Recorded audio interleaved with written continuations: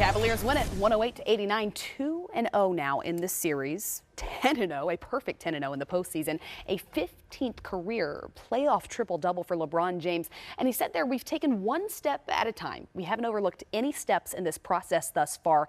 How do you stay sharp? How do you get Game 3 done in Toronto, Vince? They're rolling, first off. And I think they know what they need to do and what they're trying to accomplish. So everybody who's on board knows it can't be anybody slacking off.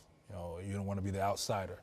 And I think LeBron is setting the tone. The big three is really setting the tone on their focus and their level of focus. So I expect them to come into Game 3 with a level of focus where they're going to try to knock them out immediately. Well, and having played there for as many years as he did, you know how hostile that environment can be at the Air Canada Centre. What are keys, though, for the Cavaliers side of just blocking that out and playing their ball?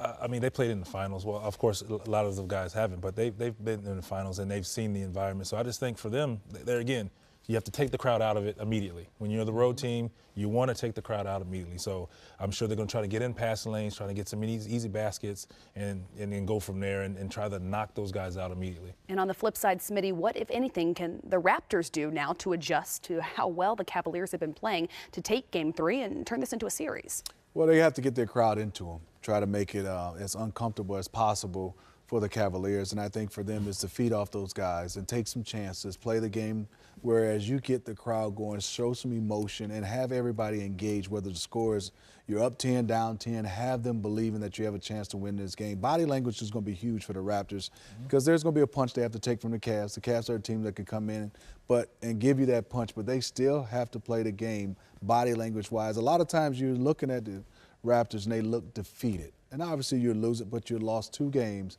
Easily if you can win this 3rd game, our whole thing to talk about this series changes. Still have the Cavs winning it, but it could definitely change. Yes, I think so. They just have to let it all hang out.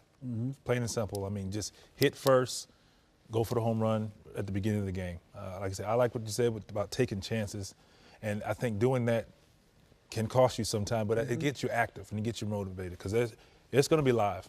It's a great opportunity, the first time in the conference finals. The fans are going to be there and be ready to go, so they have to do the same to match that energy.